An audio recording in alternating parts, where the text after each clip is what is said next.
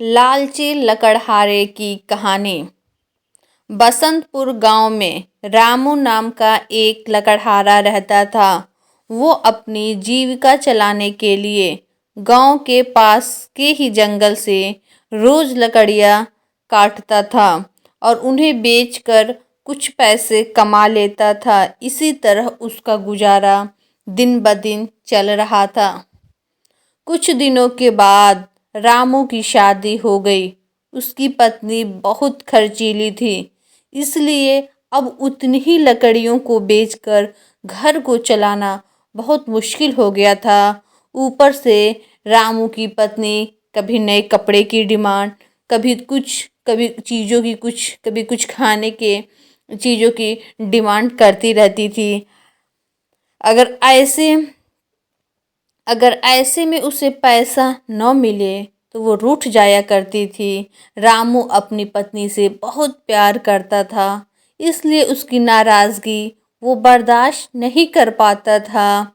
रामू ने ठान लिया कि वो अब ज़्यादा से ज़्यादा लकड़ियाँ काटेगा और उसको बेचेगा, ताकि खूब ढेर सारे पैसा हो जाए, जिससे कि वो अपनी पत्नी को खुश कर सके। पत्नी की इच्छा पूरी करने के लिए आज रामू घने जंगल तक चला गया और बहुत सारी लकड़ियाँ चुनकर बाजार में बेच दी। ज़्यादा लकड़ियों के ज़्यादा पैसा मिले तो खुश होकर रामू ने सारे पैसे अपने पति को दे दिए। सारे पैसे रामू ने अपनी पत्नी को दे दिए। अब रोज रामू ऐसा ही करने लगा। देखते ही देखते उसके मन में लालच इतना बढ़ गया कि उसने धीरे धीरे बड़े बड़े पेड़ों को भी काटना शुरू कर दिया। पेड़ काटने से और ज़्यादा लकड़ियाँ हो जाती और उससे अधिक दाम मिलने लगे। लकड़हारा हर हफ्ते एक पेड़ काटता और लकड़ियाँ बेचकर मिलने वाले पैसे से अपनी पत्नी के शौक पूरा करता। अब पैसे ज़्यादा आ रहे थे तो घर भी अच्छे से चल रहा था। धीरे धीरे रामू ने पैसे को जुए में लगाना शुरू कर दिया। रामू को भी शौक बढ़ता गया और वो जुआ दिन ब दिन खेलता गया। एक दिन रामू ने एक मोटी रकम जो जुए में उसने हार गया, उस रकम को चुकाने के लिए रामू ने एक दो के अलावा 3-4 भी मोटे पेड़ काटने का फैसला कर लिया।